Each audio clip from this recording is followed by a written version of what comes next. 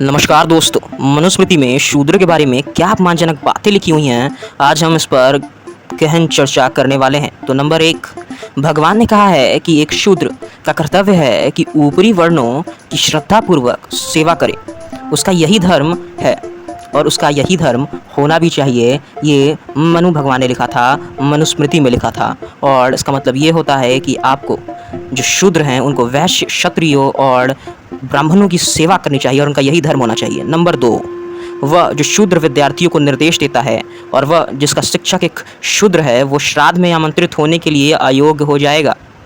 और इसका मतलब ये होता है दोस्तों कि वो भी उन्हीं की तरह हो जाएगा। नंबर 3, मान्यता के कल्याण के लिए परम सृष्टिकर्ता ब्रह्मा ने अपने मुख से ब्राह्मणों को जन्म दिया, क्षत्रियों को अपनी भुजाओं से, वैश्यों को अपनी जांघों से और शूद्रों को अपने पैरों से पैदा किया है। इसका सटीक अर्थ ये हुआ दोस्तों कि जो वैश्य हैं वो जांघों से पैदा हुए हैं और भुजाओं से क्षत्रिय पैदा हुए हैं, और जो सबसे ऊपर है, जो अपने सबसे ऊपर मानता है अपने आप को, वो ब्राह्मण है, और जो सबसे नीचे है वो पैरों से पैदा हुआ है। नंबर 4, 100 साल के क्षत्रियों को 10 साल के ब्राह्मण लड़के को अपने पिता के रूप में मानना चाहिए। ये भी मनु ने मनुस्मृति में लिखा है, क्योंकि वह अपने आप को बहुत बड़ा मानते थे। नंबर 5, जिस देश में ब्राह्मण नहीं है, जहाँ ब्राह्मण खुश नहीं है, वो देश तबाह हो जाएगा।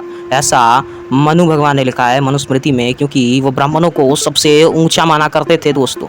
नंबर 6, एक शूद्र जो द्विज व्यक्ति का अपमान करता है, उसका जीभ कटेगी, क्योंकि वह नीच है, क्योंकि वह बड़े लोगों के सामने बोलने की औकात नहीं रखता है। नंबर 7, शूद्रों की उपस्थिति में वेदों को कभी भी नहीं पढ़ना चाहिए, क्योंकि अगर एक ज़माना ऐसा था कि शूद्र जब वेदों को अपने कानों से सुन लिया करते या पढ़ लिया करते तो उन्हें कड़ी से कड़ी सजा दी जाती। क्यों? नंबर 8, किसी भी शूद्र के पास खुद की संपत्ति नहीं होनी चाहिए, उसके पास खुद का कुछ भी नहीं होना चाहिए।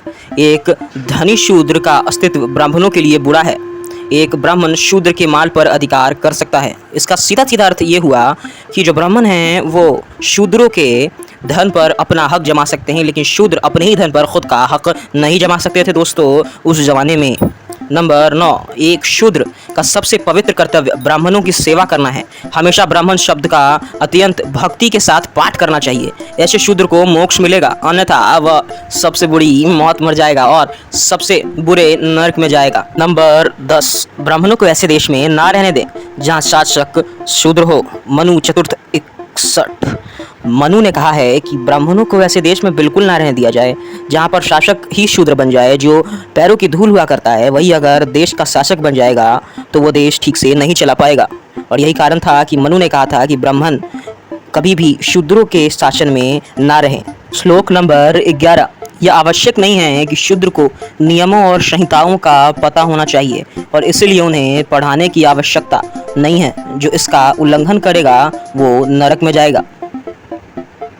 एक सब्सक्राइबर भाई ने ये कहा है दोस्तों, बिल्ली, नेवला, नीलकंठ, मेंढक, कुत्ता, गोह, उल्लू, कौवा, किसी एक की हिंसा का प्रायश्चित शूद्र की हत्या के प्रायश्चित के बराबर है।